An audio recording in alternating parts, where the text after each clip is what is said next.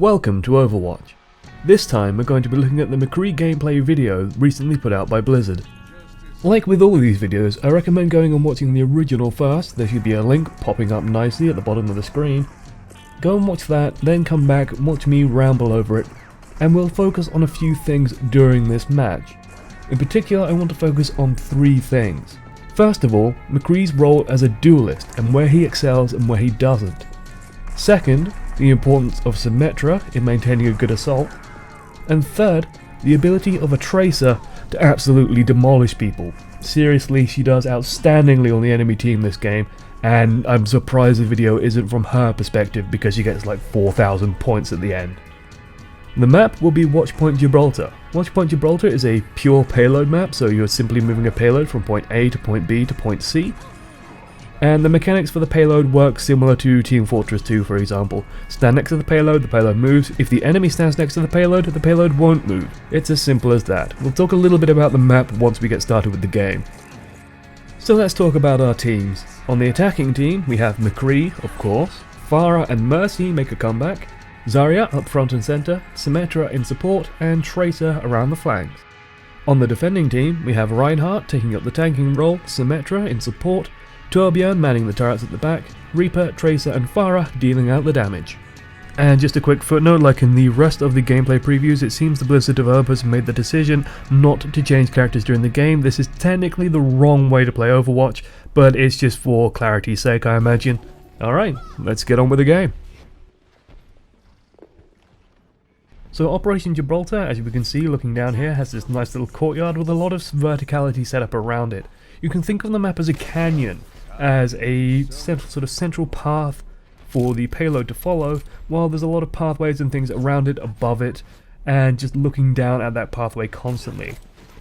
There's a reason why McCree is going to do very, very well on this, and that's because this is a base, so there are a lot of narrow corridors. There's a lot of sort of tight corners, narrow corridors, where his close combat style is going to be very, very effective. So we're just peeking out, and Reinhardt and Symmetra are already in position to slam some damage in, but it's quickly fixed up by Mercy.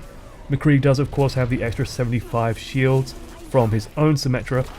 Their Symmetra, trying to engage one-on-one against the McCree is going to go very badly. Reinhardt has a better time with it, and just for a fun anecdote, Jesse Cox, the only Jesse Cox, did actually set up a bastion next to the edge of that cliff when I was playing as Reinhardt on this map, and we did both tumble over it as I charged into him. Probably the most fun moment I had on my evening of playing Overwatch. What the attackers are going to try and do here is basically get kills, basically drive back the defending force, remove anything they have set up, so remove Symmetra's turrets, remove Torbjorn's turret, try and get set up, try and get kills, because the defenders have a very, very long way to run. This Deadeye used to try and zone out the Reaper, the Pharah and the Tracer that were around there before, but those guys are also mobile. It basically does nothing. He just slowly walks around the corner and doesn't really scare anyone off. Torbjorn set up back there. His turret's in kind of a bad position simply due to sight lines. Like, everyone has sight on it, so it just instantly gets taken down. Reinhardt, meanwhile, in a good position around this corner, but does get his charge interrupted by that very, very powerful, very, very potent flashbang. Does have a very, very short range. Reaper, meanwhile, very close range.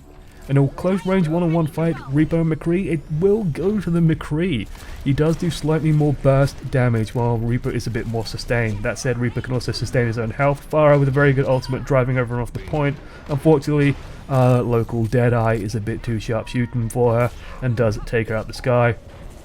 The payload is now going to reach a point that the developers kindly called the car wash. Tracer just caught in the close confines with McCree with flashbang up. Always going to end badly. But yeah, this area they call the car wash simply because that metal band you could see across the top of the tunnel. Symmetra can put her turrets on the back of that, and it looks like a car wash as people go through it and get slowed and get killed and trapped. Reinhardt again trapped in close quarters against McCree, does get stunned. Unfortunately, McCree does not have enough damage to take him out in a single salvo, so he's forced to retreat to find Mercy. Does again do this blind Deadeye around a corner that I really don't like, and he does kind of stop doing that after a while, simply because if there was a Torbjorn turret, for example, out there, Deadeye cannot target that turret, and so he would just end up dead. Mercy healing him up nicely. He does keep poking out, keep looking for these close range fights, does manage to find one with Tracer. The defenders aren't really in position at this point, they're trying to get back into position. Torbjorn's trying to get set up there, does get his turret immediately taken out. Reinhardt sort of flubbing around in the middle, but the payload is very slowly and very surely making its way to the point. Farah doing a good job. Sort of medium range one-on-one against the McCree, launches into the air. That is a very predictable pathway. I imagine after a while players will get very, very good at taking out these jet-setting Farahs. This is an excellent bomb, but an excellent counter-resurrection. So that bomb is basically invalidated. Tracer gets very little out of it. Zarya does manage to bunch a bunch of people up. I would have liked that nearer to where the attackers are spawning from, to the left, just outside of that little narrow pathway. Would have taken up 3 people. Reinhardt does fire with his ultimate, but has no one to follow him up, and on his own can't really do much with it. He does sort of just skateboard off into the distance, and yeah, they can't kill him. Mercy and McCree can't really take him out, but he's not going to do anything over there anyway, so you just leave him to his own devices. And it sounds like someone just went and killed him anyway, probably the attacking team's Tracer. This is a very, very good ultimate. Reaper is a sitting duck to McCree's Deadeye when he's using his own ultimate, so it's a very, very good use of it. Farah doing a good job slowing people down. Torbjorn has managed to get his turret set up on the upper floor for a moment, I believe, but was pretty much immediately taken out by Zarya. Reinhardt again jumping down on his own. The point is already lost at this point. There is a moment's break while doors open for the payload to move on to the next point, so this is just kind of futile fighting at the moment. And if I was the attacking team, I'd be looking to try and set up behind the doors rather than leaping out and getting kills, but that's just me being tactical. So we have this next area, this sort of cargo area around the space shuttle. This is a lot of tight spaces, a lot of sort of tight pathways with a lot of cover.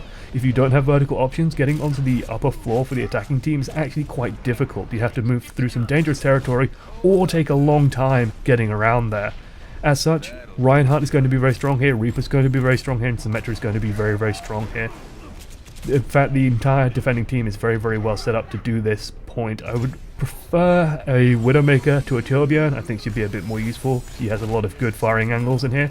And there we see a very good use of Mercy's ultimate, just bringing McCree up in flashbang range of the Reaper and just takes him out immediately. McCree's sort of been left alone. Tracer chases Tracer into McCree's fist, and that ends badly. So as you can see, there's lots of these tight little spaces, tight corners. McCree is going to excel on anything on the ground here. Luckily that is most of the enemy team. He just has to be careful for the Farah, which he can hopefully snipe out with his pistol. Here we see a good example of why Symmetra is so strong. Firing those charged orbs down these pathways is going to do quite a lot of damage, and why Reinhardt is so strong. Reinhardt basically impossible to kill in these tight confines, can constantly get near you. He's a constant threat in his own right, and Reaper and Farah can just clean up the wounded, isolated McCree, who's pinned in a corner by the huge German. And here we have kind of an awkward moment where McCree struggles to get back into the fight. He does try and take this upper pathway, and this is what I was talking about. Trying to get to this upper route without a good central push is going to be very difficult for the attacking team.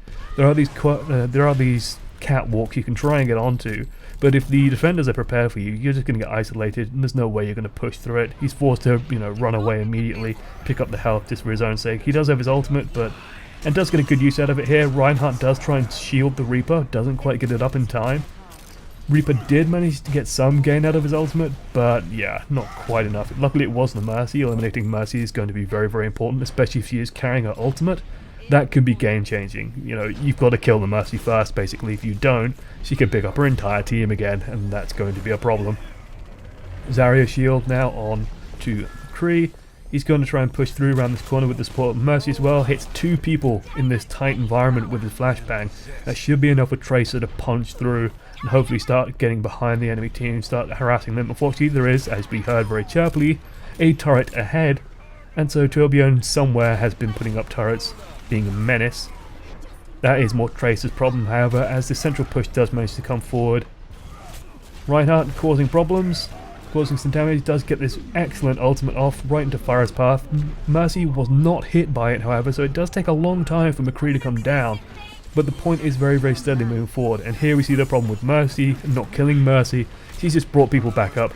The point is still very, very steadily, very, very slowly moving forward. 45 seconds left on the clock, and it's looking like it's going to make it as long as they get a few more kills. This is a good use of the ultimate. Again, he knows that people are out there, he knows that people are there, so he's not just walking out firing it off when everyone's already in cover and no one's particularly worried. They've managed to defeat the defenders, not the attackers, except for Tracer. He plants a cheeky bomb. It's not quite enough to stop the point moving forward, but it is enough to kill McCree. Unfortunately, there is a fire there as well who does fire off barrage and clear everything off, and they do manage to push it forward still. The payload has reached the objective, and the team has another 3 minutes to get forward to this last point. So let's talk about what this last point entails. Unlike what we've seen so far with a lot of these tight environments, a lot of these closed spaces, the last point is through a very, very broad, and here we see a nice duel between Tracer and McCree, by the way, just very, very close. McCree almost went down, but he very patiently waited for that one shot to take her out. Really do like that play with McCree. Slam a load of damage in, and then very patiently and very carefully, very calculatedly takes stuff out. Torbjorn caught on his own, shot right in the bomb, goes down like a chump. As I was saying, with this final point, it's a lot of very open spaces. You're also pushing uphill, and that's going to matter a lot in regards to Torbjorn. He actually gets his turret in a good position, and it becomes a real problem shoving up that point. It becomes a real problem trying to get into position to just push past Reinhardt and Reaper and even get towards the turret. And when they do, the turret's there, it's set up, and it's going to deal a lot of damage. So here we see the attacking team sort of fall apart. This is the weakness, the vulnerability of not changing characters. They have McCree and Zarya, who are very, very good in these tight confines, where Zarya can sort of body block and her shield will take up enough space to block people down. But she has very little mobility. She's got a short, medium range weapon, and McCree's on 5 hit points, so Reaper just looks at him and kills him. So she's very short range, very immobile, not going to really be able to do much to match the mobility, the open space fighting that the enemy defending team can do. This, by the way, is a visual bug. The teleport is actually dead, it just lingers visually, graphically. This is an excellent kill by Tracer. This is what we saw a lot, especially in the more adaptive, the Team Fortress 2 scout players basically picked up when we played Overwatch, was, you know, using Tracer's mobility to get to health packs, to get bonus health basically, get in good positions, and then take on the fight when she's got more favourable circumstances. There we see Tracer land an excellent pulse bomb, goes on McCree. McCree very helpfully stands next to Mercy, and does blow him up. Timeout indeed. Teleport has gone down. That's probably Tracer's doing. That's probably what she was looking for, sort of sharking around that area. She does take it out, and being fair, the teleporter wasn't in the greatest position. It wasn't any that much far nearer the point. So Symmetra's usefulness at this moment, sort of debatable. I would have liked, you know, if in an actual game I would be saying to Symmetra, you should probably change character. You should probably be playing something we can use to gain more cemented ground. Here we see the problem as well of having no real ground to attack from. This Tracer is doing so much work, constantly getting behind, constantly nipping around. They can't quite kill her because they have no one to really fight her in this big space, where she can just leap around, get the health pack she needs, jump around, then run to the defensive point that the team has set up on this slope, on this hill, that they can't quite penetrate. Excellent use of flashbang to take fire out of the sky, punches her down. Some good shots on Tracer, but she's just too evasive, too nippy. Reinhardt again running back to the safety of the turret. Reaper providing more cover by setting up his ultimate. Does pour a lot of shots into Reinhardt's back and does eventually take him out with Symmetra's help. Reaper again caught by the stun, but not quite enough damage to take him out this time. He did have Symmetra's shield, does eventually pick him off with a few shots. Again, Tracer evading like crazy, and here we see a Deadeye that's really, really hampered by this well-positioned Torbjorn turret. He's forced to sort of linger behind the payload point. Can't quite get the position he needs. He does try and put a few shots into the turret, but Torbjorn stood behind it defending it. Pulse bomb goes down, stalls the attack again. Anytime they get near this point, there's just a barrage ready. There's a hammer strike ready. I think it's called Earth Shatter technically. There's an Earth Shatter ready. There's the tier 3 turret ready in position. There's just so many things that the defending team can do to keep them off the point, and they can never, the attacking team never got momentum again, and as such, loses the game. So here we see the highly skilled play of the game coming up, done by McCree. He's basically going to do the equivalent in Overwatch of Karthus pressing R. I'm not quite sure what the Dota equivalent is, but yes, he gets 3 kills by using his ultimate. There's a very high skill play for you. I'm not being snarky at all. And we can look at the end of the game score. Torbjorn propping up the bottom of the board. He didn't quite get to do much until that final point, but Tracer on the defending team with a nice meaty nearly 4,000 points. That's quite impressive, ladies and gentlemen. You know, I would have quite liked to see the video from her perspective, although it would be confusing as hell to watch, no doubt, because she was moving all over the place, left, right and centre, and was constantly harassing, constantly doing good work, because the attacking team had no strong backline really. So I'm probably going to be harping on about this on the other videos as well, so I'm going to make the main point here and then just sort of let it lie and occasionally bring it up rather than make it the central theme of every single gameplay preview video. But an important part of Overwatch is going to be tailoring your team to the environment it is in. In an area where there's lots of vertical movement, you probably want heroes who can navigate that environment. In areas with lots of tight spaces, you want people good at fighting in tight spaces. And it's going to be a real problem, and I imagine it's going to be the cause for a lot of wins and losses in these videos, is the fact that the teams weren't adapting to the situation they were in. That said, the team comps they've been running have generally been very balanced, aside from the Mercy video, where they ran an offensive comp on a defensive role, and that kind of paid the price for it. I have a pet theory on that the recording was done on the second half of a match, so the attacking team had already done one attacking round, and then they'd swapped and then locked the teams. So that's why the defenders were an attacking team by the looks of things, and the attackers were a defensive team by the looks of things. But yeah, in this map especially, it kind of highlights it very nicely, because the first area is a mix of open and closed spaces. You have that very open sort of first area, then you go into the more tight confines of the car wash sort of, you know, tunnel area, and then you go into where the actual point is, and that's a kind of a nice mixture of all spaces. But then you get into this very tight environment where only a few heroes are going to do very well, and the attacking team had a good team for that setup. They pushed through it fairly quickly. Even though they were pushing into a Torbjorn, a Symmetra and a Reinhardt, three of the most defensive, solid picks you can get for a team. When they reached that outer area though, you notice all momentum stopped. They had no central core to push with. They had the Zarya, and they had the McCree, but their strengths were limited in that situation. Tracer couldn't really do much because the defensive team were playing like a defensive team. They set up this very strong defensive line, backed by a well-placed Torbjorn turret. Probably had some Symmetra turrets along the flank as well. We never really got to see up those stairs to the side to sort of loop around on. I imagine that Symmetra's nest was around there as well. And then you had Reaper and Reinhardt just causing problems, while Tracer was just free to do as she pleased. They couldn't really stop her. Symmetra on her own can't stop a Tracer from just wrecking all her stuff. She needs support in that, and she needs something on the back line, something more solid on the back line to defend against that. Zarya would be very good at it, but Zarya is needed to push forward. As a result, Symmetra could never really get set up. Symmetra was doing very little aside from providing some bonus shields, and the team sort of stalled out immediately on that final push. But it does highlight flexibility is going to be important. A question I get asked a lot by fans is, you know, who's your favourite hero? Who are you going to main? And my answer is always Widowmaker. You know, I'll find any excuse to play Widowmaker. I love playing snipers. I love women in tight outfits, not gonna lie. And it's just, you know, I love Widowmaker in every single way. She's just fascinating to me, and I can't wait to play her. But I will also be very, very ready to play other things when I'm not playing Widowmaker. I'll likely focus on assaults, because I like playing assaults, I like having a lot of my own agency. But I imagine that's how it's going to be for professional or for anyone very interested in the game. Rather than focusing on one or two heroes, focus on a role and have some flexibility in that, because McCree, for example, as we could see in this video, he was doing amazingly on that second point. He was doing quite well on the first point, especially around that area with the stairs leading out into that big courtyard area. He was very, very strong there. But the moment he got out into that big open space, he was useless. The moment he engaged in any fight where it was 2-on-1, 3-on-1, he couldn't do anything. He couldn't retreat, he couldn't really fight that well, and so he was getting picked down again and again and again and again. He needs to be sort of catching people out, catching people in these one-on-ones, and using that surprising burst damage he has and that powerful crowd control he has to really set things up. I'll also spend a moment talking about McCree's crowd control, because this is something I spoke to the developers about when I was at the playtest event, and maybe they were listening, maybe they weren't, who knows. But I remember speaking to one, for example, about the Sandman in Team Fortress 2. When that first came out, Valve had millions of problems with the Sandman trying to get it balanced, because putting a stun in the game, especially a stun that, for example, can counter ultimates.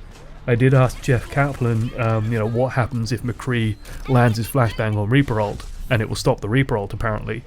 That's incredibly powerful, because now you have crowd control options, and suddenly you get this feeling of, oh, we got counterplay. But it's also very, very powerful counterplay. Now McCree's stun worries me less, because one, it's very, very short, but it's long enough for him to get kills on assaults, for example.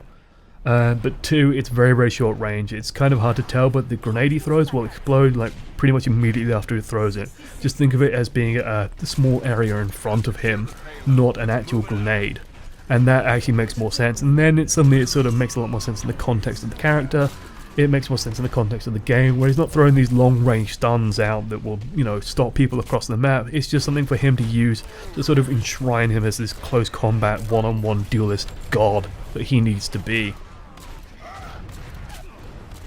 And finally, I'm going to touch on Mercy Ultimate, because during, the heated commentary of the map, I don't think I have a good chance to explain why Mercy Ultimate's so powerful.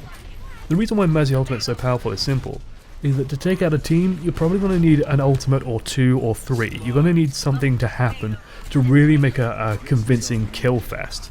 And so when you fire off all your stuff, and if you're layering these ultimates correctly, you're using Reinhardt's Earth Shatter into Barrage, into Reaper Ultimate, and you're cleaning people up in a really efficient way, if you don't kill Mercy during that, she will use 1 ultimate to counter your 3. And suddenly the entire enemy team's back. Any losses you sustain, any resources you spend have been nullified by use of that ultimate. The attacking team, or the team with Mercy on it, can effectively save their ultimates even, and wait for Mercy to fire off hers, and then fire off all theirs, and it's safe. So dealing with Mercy is actually going to be even more crucial than dealing with a Team Fortress 2 medic who has Ubercharge.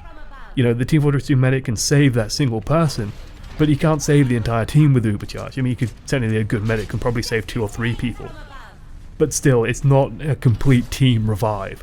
That's going to be huge, and dealing with Mercy properly is going to be an element, I think, in very high level play. And a very, very good, very tactical minded Mercy working with a coordinated team is going to be a force of nature.